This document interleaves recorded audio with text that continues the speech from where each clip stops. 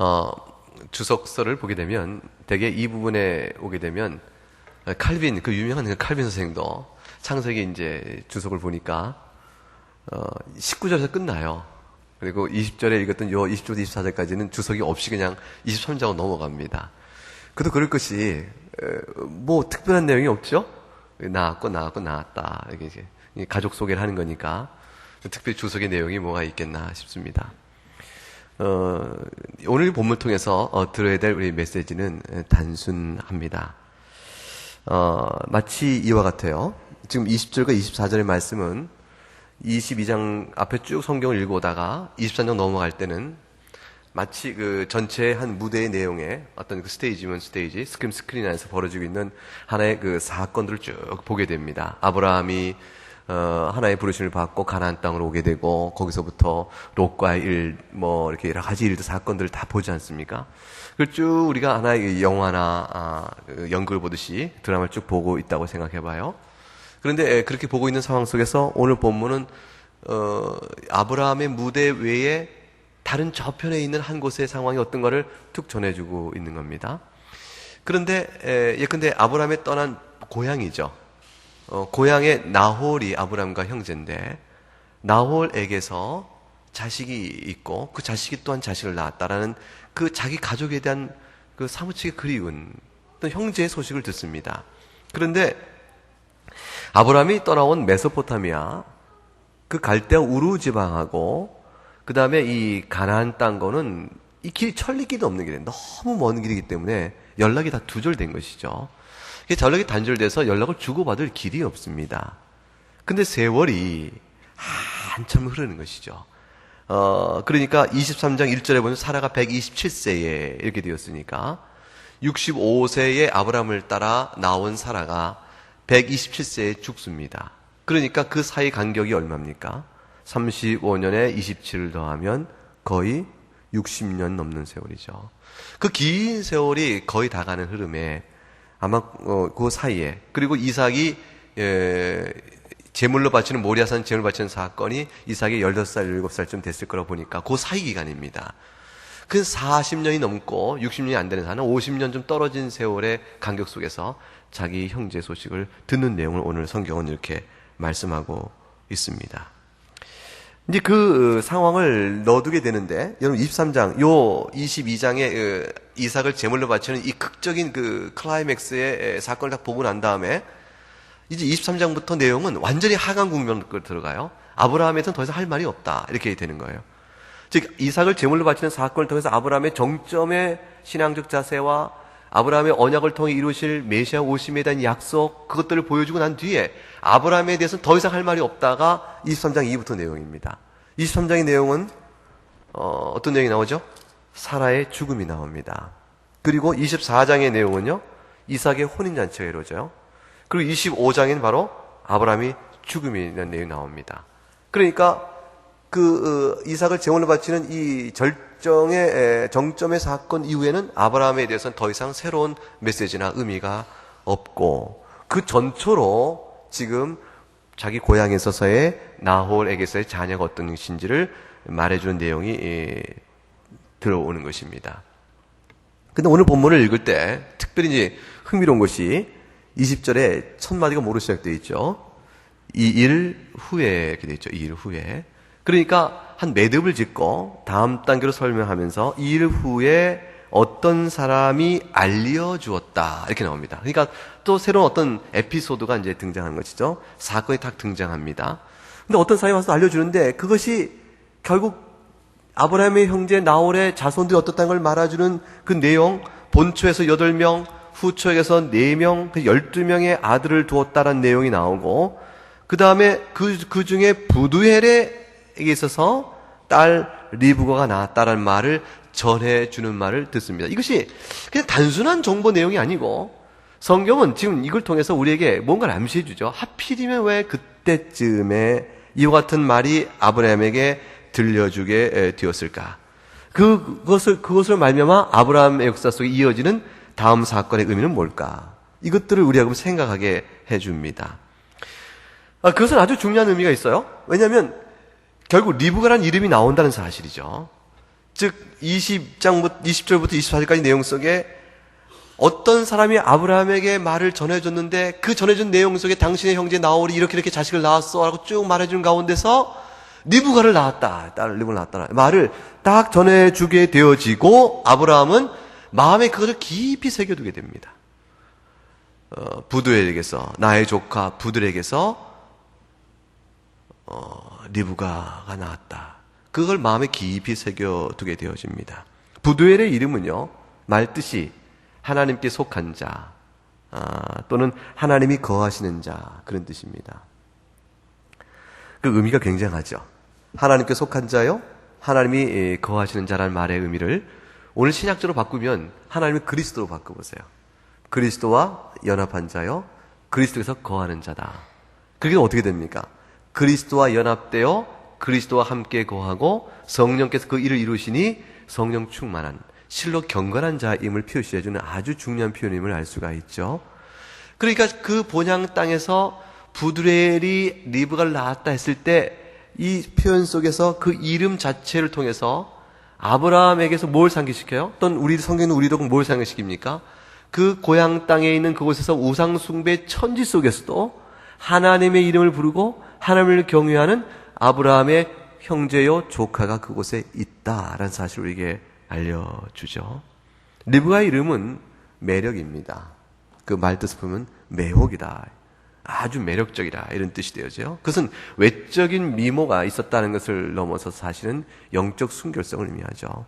그래서 하나님께 속한 자요 하나님과 함께 거하는 자인 그 이름을 가진 아비 밑에서 아비에게서 리브가 즉 매력적인 여인이 났으니 이 말을 딱 전해주고 그 다음에 24장에 넘어가서 이삭의 혼인잔치 속에서 결혼의 배우자를 며느리를 아브라함이 반드시 본토에 가서 자기 친족 가운데서 구하도록 명을 내립니다.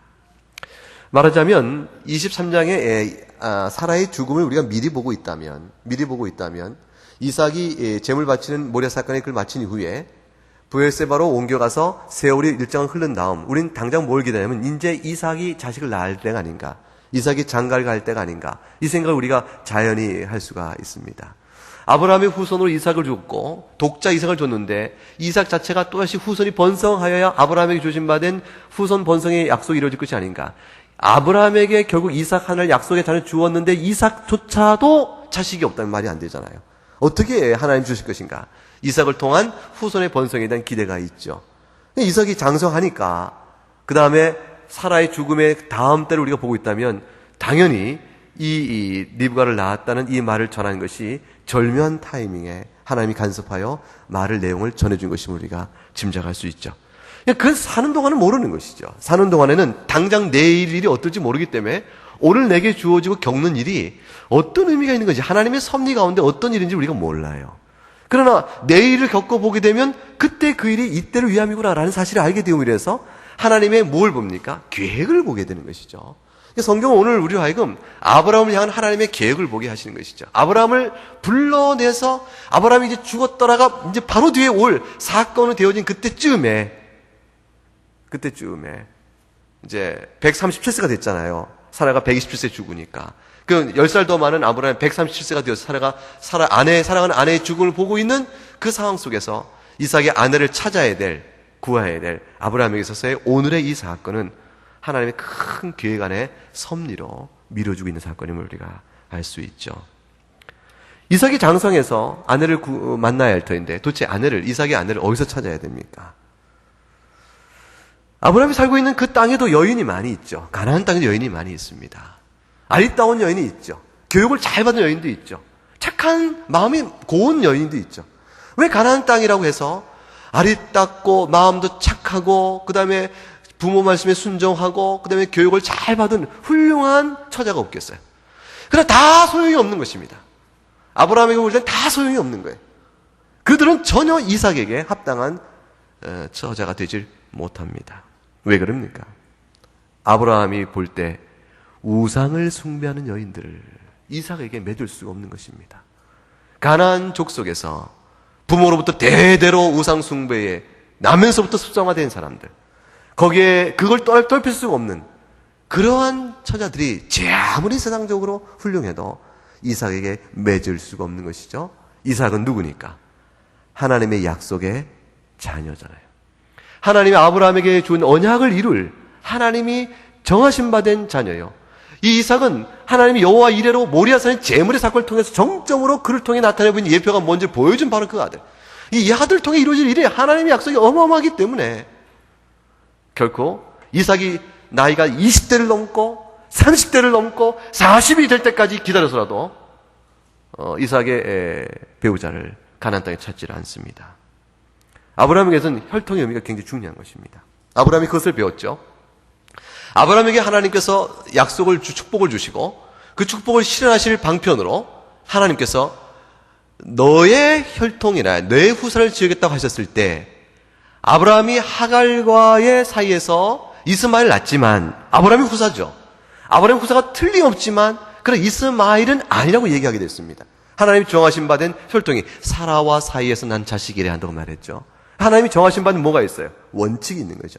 그 원칙은 혈통의 순수성이요, 혈통의 폐쇄성이요, 혈통의 제한 안에서 하나님의 약속을 성취해 가시는 어떤 의미가 있는 것을 아브라함이 봅니다. 그것은 뭡니까?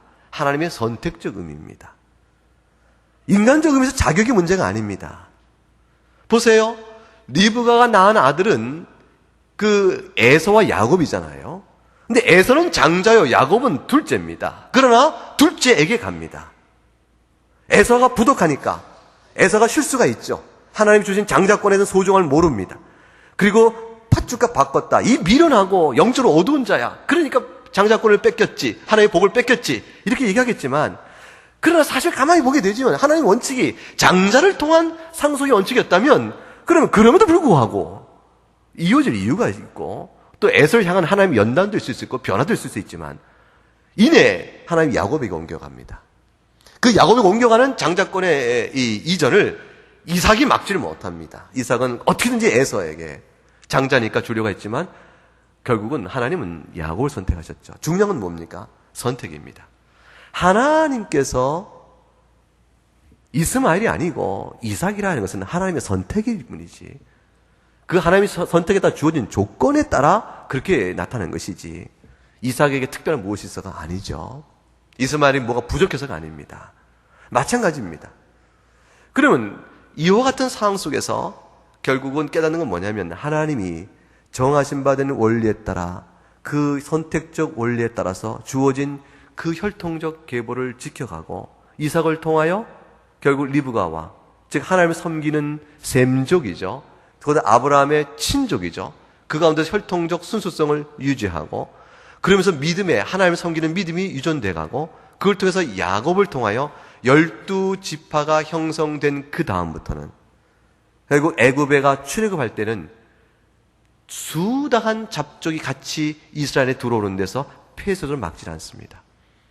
기본적 혈통의 흐름에 따라 이스라엘 형성할 때까지 약속의 자녀의 제한성을 가져요. 그래서 아브라함은 어떻게든지 하나님을 섬기는 믿음의 줄기와 그 다음에 혈통적 관계의 일치성 안에서 결국은 가나안 땅 여인을 안에서 이삭의 배필을 찾지 않고 자기 친족으로 보냅니다. 두 번째 특징을 보게 되면 이삭을 다시 본토로 보내지 않아요. 그 먼 길을 가서라도 따라올지 안 따라올지 모르는데 어떨지 모르지만 그곳에 가서 자기 말을 전하고 데려와 이삭의 배필이 되게 합니다. 이 처자가 누가 그걸 따라오겠어요? 쉬운 일이 아니죠. 그래도 불구하고 반드시 데려오게 만듭니다. 왜 그렇습니까? 가나안 땅이 약속의 땅이기 때문에 그렇죠. 아브라함은 심지 안에서 분명한 것이죠. 이삭과 관련돼서 약속을 보기 때문에 그 약속을 성취를 위하여 하나님을 섬기는 내 친족 가운데서 배필을 구할 것이요 그가 반드시 가나안 땅으로 와야 할 것인즉 이삭은 약속의 자녀로 그 수가 번성일 뿐만 아니라 이 가나안 땅을 유업으로 이어받을 자이기 때문에 그렇다. 사실은 가나안 땅에서 그들은 나그네처럼 살았어요. 그 땅을 한 줌도 자기 것으로 누리며 뿌리받고 못 삽니다. 나그네처럼 살면서 불구하고 가나안 땅을 하나님의 약속의 땅이요 자기 본 땅으로 여깁니다. 왜 그래요? 그 땅이 자기가 들어갈 하나님의 본향, 고향, 천국의 의미를 예표해주고 나타내주기 때문에 그렇죠. 하나님께서 아브라함의 신앙을 연단하시고 이삭을 통해 그리스도의 은혜의 언약을 바라보게 하신 긴 세월 사이에 하나님은 이삭의 아내 리브가를 믿음의 아비에게서 태어나게 한편은 자라게 하시고, 얼마나 멀리 떨어져 있어요? 얼마나 긴 세월이에요? 그동안 여기서는 준비시켜 주시고 여기서는 준비시켜 주시고. 하나님이 우리 성경 읽다 보면 그런 거 많습니다. 룻기도 마찬가지입니다. 룻이 모압에 가서, 나오미가 모압에 가서 결국 룻을 데리고 와서 보아스를 만나게 하는 이런 모든 절차의 룻기의 그 아름다운 이 동화 같은 이야기는, 이 서정적인 이 아름다운 이야기는 훗날 다윗을 예비하는 하나님의 섭리죠. 그러니까 룻은 모압 여인이 이스라엘에 들어올 지경 방법이 없습니다. 하나님은 룻을 택한 것이죠. 택하고 룻을 통하여 다윗의 혈통이 나올 수 있도록 하시기 위한 하나님의 계획과 경륜은 나오미 가족도 결국 기근 통해서 그 모압 지역으로 이주하게 시키는 일을 합니다. 이주 기간 동안에 큰 고통을 겪고 어려움을 겪지만 하나님 훗날 사사기 시대에 나중에 다윗이 등장하는 그 긴 역사 속에 하나님이 예비한 그 준비가 있는 것이죠. 역사의 흐름 안에서 역사는 시들어가고 고통하고 무너져가는 것 같지만 하나님 준비시키는 일들이 있는 겁니다. 오늘날 교회의 역사가 전부 그래요. 교회 역사가 한쪽으로 교회가 부패하고 타락하고 영적으로 어려워지고, 그래서 참으로 이 구원의 능력을 상실해가는 어둠에 잠길 때라도 하나님은 또 한 시대에 한 인물들을 쓰기 위해서 이게 준비시켜요. 믿음의 아들이요, 믿음의 일꾼들을 준비시켜서 어느 때가 되어짐에 그들 통하여 다시 교회 역사를 뒤집어서 부흥에 떨어 이끌어갑니다. 하나님은 예비하심이 있죠. 그러니까 항상 우리 가운데는 우리가 눈에 보이는 것이 전부가 아니에요. 이 보이는 것을 통하여 이면이요 배면에서 역사하시는 하나님의 역사의 섭리 손길을 바라보면서 절대 신뢰로 하나님이 행하심으로 반드시 선을 이루실 것이라, 그것을 이루실 것이라는 것을 바라보면서 믿음 가운데 나가는 게 중요하죠. 이삭이 결국 40세에 대해서 혼인을 합니다. 늦은 장가를 갑니다. 근데 창세기 24장 1절 한번 가보시겠어요? 24장 1절. 24장 1절에 가게 되면 한번 읽어보세요. 시작. 아브라함이 나이가 많아 늙었고 여호와께서 그에게 범사의 복을 주셨더라. 범사의 복을 주셨다. 이게 줄치면 범사의 아브라함이 누린 복은 하나님의 계획 안에 있는 것이죠. 아브라함이 이 복을 항상 눈앞에 보고 산 것은 아닙니다. 눈앞에 있는 것은 복이 아니었고 환난이고 아픔이고 뜻모를 하나님의 명령이고 순종만이 요구되고 있으나 불순종했었고 위기에 따라 아내를 누이라고 말하며 아내를 잃어버릴 뻔했고, 돌이켜보니까 자신이 창세기 12장에서 애굽에 내려가서 사라를 누이라고 했을 때 그 태를 누가 지킵니까? 하나님이 지키시잖아요. 하나님은 왜 지키세요? 이삭을 출생을 출생을 예비하고 계시기 때문에. 하나님이 전체 계획 안에서 아브라함의 신앙의 연약함도 하나님이 다 예비된 방편 따라서 연단시키고 훈련시켜서 아브라함 신앙이 점점 성장해 가는 것이고, 그 성장의 과정 매듭마다 하나님은 구원사의 귀한 아주 역사적인 의미들을 풀어가시는 것이에요. 메시아가 오신다. 하나님 준비하는 어린 양이 있다. 전적인 은혜로 구원받는 것이라. 그것을 계속 하나님 풀어 가르쳐 주세요. 그러면서 한 인생의 흐름을 살아가게 되어집니다. 다 살고 나면 내 인생 속에 하나님이 드려진 계획이 무엇일까? 나름대로 깨닫는 바가 있어서 하나님께 감사하겠죠. 요약을 합니다. 24장 1절에 아브라함에게 하나님께서 범사의 복이 있게 하셨다. 예수 안에 있는 모든 사람들이 하나님께 똑같은 계획을 갖고 계세요. 여러분 모든 개개인의 삶 속에도 하나님께서 범사의 복이 있게 하셨다. 한번 이걸 자기 이름으로 놓고 생각해 보세요. 하나님께서 내 인생에게 범사의 복이 있게 하셨다. 그 복이 어떤 것인가를 한번 헤아려 보시란 말이죠. 하나님의 섭리를 생각해보자. 이것이 오늘 설교의 기도의 또 중심 주제입니다. 이삭이 자랄 때, 가나안 땅에서 구할 배필이 없는 때, 그때 마침 본토의 소식을 대상들이죠. 낙타를 타고 먼 길 장사하는 그 무리 중에 어느 한 사람인가가 아브라함에게 자기 형제의 얘기를 전해줍니다. 그 12아들이 있다는 얘기를 쫙 들어요. 리브가가 있다는 얘기를 듣습니다. 마음에 두게 되고, 하나님께서 약속하신 아들 이삭의 배필을 예비해놓고 계신다. 결국 이삭은 자기 여조카와 혼인하게 되죠. 그 당시에는 이제 근치상간이라고 우리나라 볼 수 있는 친족 간의 결혼이 허용되고 있고, 이것은 모세 때 율법 주시면 비로소 하나님 그걸 금하십니다. 시족의 번성을 위해서 하나님께서 허락하고 있는 그런 때입니다. 이 말씀을 생각하면서 한번 생각해 보는 것이에요. 우리 인생에도 한번 돌아보자는 것입니다. 우리의 삶 속에서 앞으로 남은 건 무엇일까? 아브라함에게 이때 이 말을 전했을 때 아브라함에게 남은 인생의 큰 사건은 뭐죠?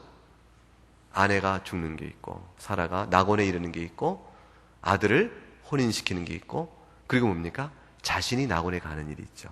아브라함이 남아있는 중년 인생 중에 큰 매듭의 사건은 이제 남은 게 3개입니다. 아내가 먼저 주에 날아가고, 아들의 혼례를 치르고, 자기가 주에 날아간다.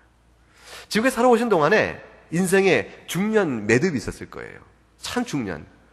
여러분이 부모 밑에서 태어나시고, 공부를 하시고, 직장을 가지시고, 혼인을 하시고, 자녀를 낳고, 자녀를 학교에 보내라고 애를 쓰시고, 또 그런 다음에 뭡니까?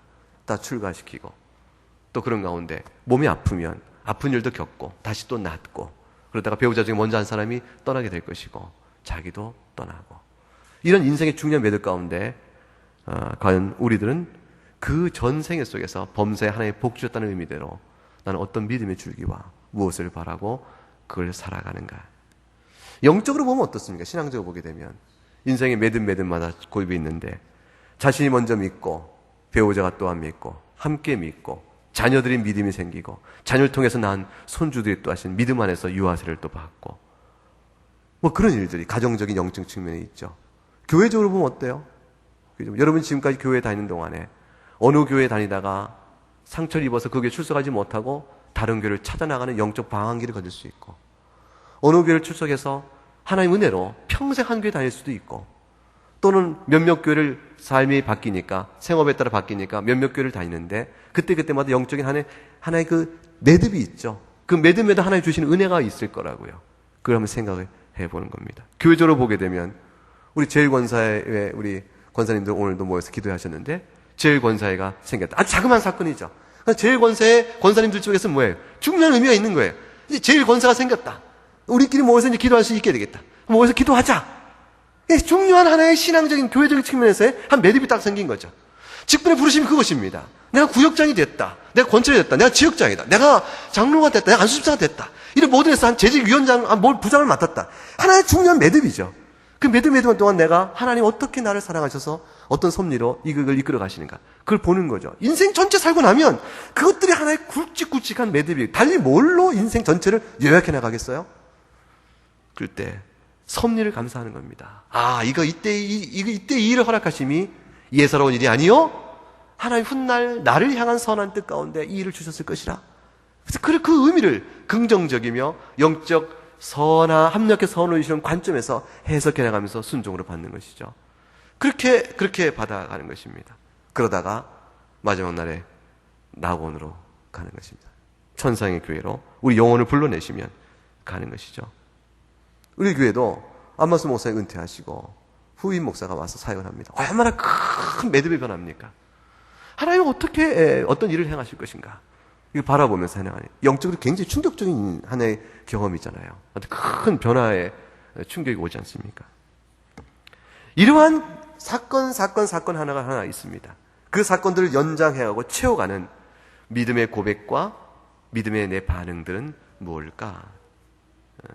그것이 오늘 이 본문을 읽으면서 아브라함의 생애를 쭉 관조해 보면서 이 일 후에 마침 그 먼 소식을 전해준 일이 하나님의 섭리 가운데 있음을 생각하면서 오늘 우리가 겪는 일들도 그런 것이 아닐까 생각을 합니다.